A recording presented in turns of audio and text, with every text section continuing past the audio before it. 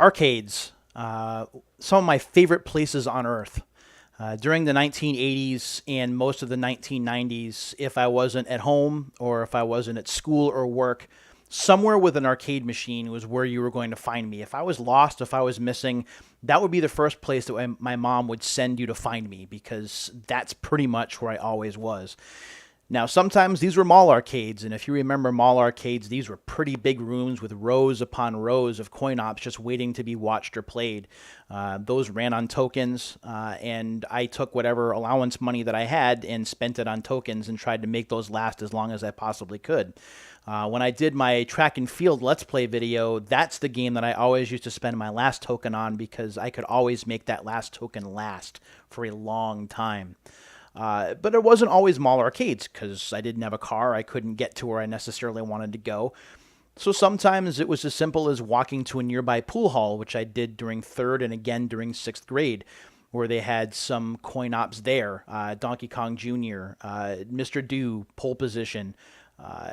Those games I watched or I played, and of course I had to wait until after school got out to go there.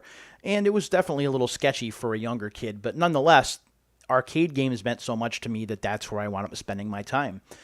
Even going back to third and fourth grade, going to a duckpin bowling alley or a diner just across the street, there were arcade games in there. Games like Berserk, Gorgar, Vanguard, Pac-Man. These were games that I wanted to watch, that I wanted to play. So arcade's big part of my life. Unfortunately, growing up as a kid in a single-parent household with a brother and a sister, money was not plentiful. We had allowances, and that was pretty much it. So once I spent my $2 or $3 a week in quarters, that was all I was getting for a week. So obviously, the idea of having an arcade game at home was kind of ridiculous. That just was never going to happen.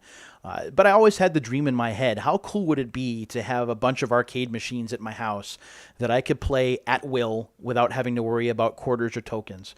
I always dreamed of a setup like that, and of course it never happened. I got closer to it once I got my Commodore 64 and an NES, where you got to play arcade or coin-op conversions, which are fairly close to the real thing, but not exactly the real thing. You knew there was a difference. There were some compromises that were being made in order to get these games to happen, and I understood that. I accepted it. Some of the games were even a little bit better, but nonetheless, it wasn't quite the same thing. When the PlayStation came out not too long afterwards, Namco started to introduce its Namco Museum series of games or of discs, and these had multiple arcade games on there. And these weren't necessarily coin-op conversions. These were emulations of the real thing, or at least close as you could possibly get. Between the Namco Museum collection and also the Arcade's Greatest Hits collection, which were the Williams and Midway games and also Atari games, I was in my glory. I was now having the arcade experience at home without having to worry about where I was going to put the cabinets or where I was going to get the money from to play the games. I could play them on free play. I could set the games as easy or as difficult as I wanted. And it was really a dream come true for me. I loved them. I still own a lot of these discs to this day. These compilations continued not only during the PlayStation era, but also into the PlayStation 2 era. And I have a couple that I'm going to open up on camera this episode. And these are the Capcom Classics Collection and the sequel, Capcom Classics Collection Volume 2. So between these two discs, there are more than 40 arcade games. So I basically have myself an arcade just with these two discs alone. Now, granted, they're only Capcom games, so I'm not getting any Midway or Namco games, but you combine these with Namco Museum and Arcade's Greatest Hits, and you've got yourself your own arcade at home without having to worry about tokens, without having to worry about space. And that's really cool. So I'm going to open these on camera. We're going to start with the Capcom Classics Collection. Now, I did get these from eBay. There is not a security seal on top, so I'm not sure whether these have been repackaged or whether this is factory sealed. I'm not sure. But because I didn't have either of these complete in my collection, I wanted to get these to open up and then to play for my very own. So let's go ahead and let's get this open. And I'll do this on camera. I got to remember to keep doing that. And this feels kind of loose, but we'll see. So we'll do this. There we go. Bye-bye. So throw that away. We'll open this up. And yeah, this is actually legit. This has the PlayStation seal on the inside of the case. You can kind of see it in the light there. There we go. You can kind of see it. So the disc looks like a token right there. And we have an instruction manual. We're going to look at that instruction manual right now. The manual is not very thick. It doesn't have to be. In fact, the manual is not a manual at all. So this is a re-release. This is not the actual, the original release. This is a re-release that was done later. So I don't really have any information about the games unless I played it.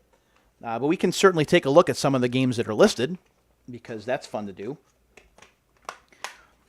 So we have featuring Street Fighter II, which I played a lot in arcades and especially on the Super Nintendo Entertainment System.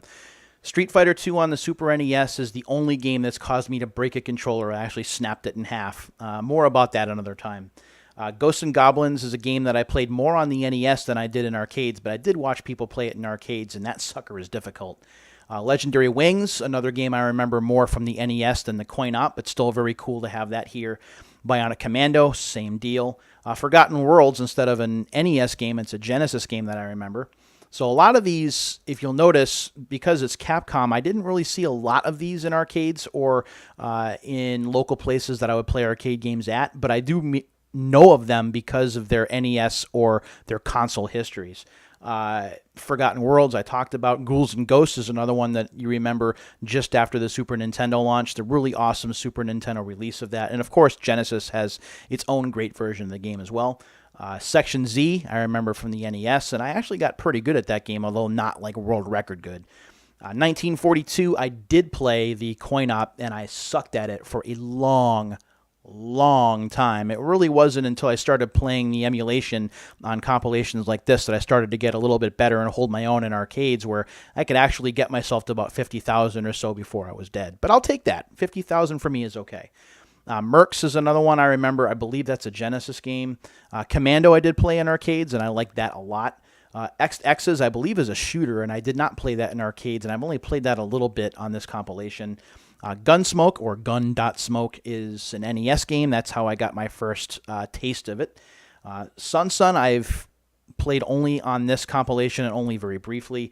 And then Final Fight. And Final Fight goes without saying, one of the most recognizable beat-em-ups of all time, right up there with the Turtles and with the Simpsons games. I loved playing that, even though it was quarter after quarter, token after token.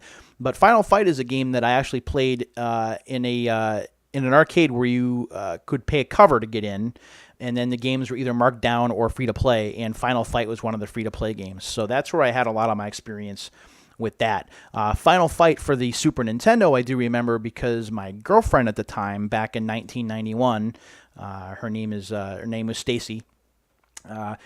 She had a Super Nintendo that she had got, and Final Fight was actually her dad's favorite game. So we actually watched him play every so often, and that was pretty cool. So, awesome compilation. If you don't have this, I recommend it. I got this on eBay for like $10. So if you don't have this and you have a PS2, I do recommend it. So let's do one more as the time is ticking. This is Capcom Classics Collection Volume 2 with 20 more games on there. So let's go ahead and open this up. Doing 2 for 1 in this episode because I like you guys so much. So there we go. So I think this is a reissue as well. Let's open it up. And yeah, it is a reissue, but we'll go ahead and we'll take a look at the inside. I like the Volume 1 disc a little bit better. That looks like a token. This one's just kind of, it's all right. And then we have the slip cover on the inside. So if you take a look at some of the games here, 1941, I didn't play that too much. Avengers, again, kind of flew under my radar a bit. Same with Black Tiger, Block. Captain Commando is a game that I've always wanted to play, or I had always wanted to play before I had this. Eco Fighters, I really didn't know a lot about. Now, Knights of the Round, I do remember being a beat-em-up in the Final Fight kind of style, except it's more fantasy-based, and I'm definitely down with that. King of Dragons, Last Duel, Mega Twins, Magic Sword, I do remember playing that in arcades, although not very often. And I remember the Super Nintendo version more. I think Magic Sword is available on the Final Fight Double Impact release for Xbox Live Arcade and PS3. And it's also backwards compatible, so if you have an Xbox One, you can grab that. Quiz and Dragons is my kind of game. If you haven't played Quiz and Dragons, it's basically like a board game and a trivia game combined. And I am a sucker for trivia, so I think that that game is pretty cool. Although, if you weren't around back then when these questions were developed, then you're going to get lost on some of them because they're difficult if you didn't live through that time or you don't have an amazing amount of useless knowledge. Sidearms is a game that I used to check out when I was going to the pool hall in 6th grade. I didn't really play it. I used to watch others play it, and then I remember that there was a version of the game for the TurboGrafx 16 that my brother was interested in getting, and I don't remember off the top of my head whether he did or not. But I do know of that game. I just haven't played it very much. Speed Rumbler, Street Fighter the original, something that we just got as part of the Street Fighter Anniversary Collection. Or Fighting Street, if you remember that from the TurboGrafx 16. What strength, but don't forget, there are many guys like you all over the world. Or, if you want to actually talk to the guy, what strength, but don't forget, there are many guys like you all over the world. You could do either way, and that's the same kind of deal. I have an affinity for that game only because that was available at the bowling alley that I used to go to, so I used to play that, and I was horrible at it, but it's nostalgia-driven. Super Street Fighter 2 Turbo, now we're talking. One of the best Street Fighter games around, at least in my opinion. And until this came out, the best version of that game was on the 3DO, so it was kind of nice to get a more definitive port of the game. Strider, very well known in Genesis circles, and again, if you managed to pick up Strider 2 for the PlayStation, you got that as part of the deal. Three Wonders, Tiger Road, and Varth. So a lot of arcade action in these two compilations, and for $20 basically for the two of these, you get 40 arcade games to start with. Not all of them you're going to recognize, but that's okay, because it's always fun to just have the arcade games that you can go to whenever you want, play at will.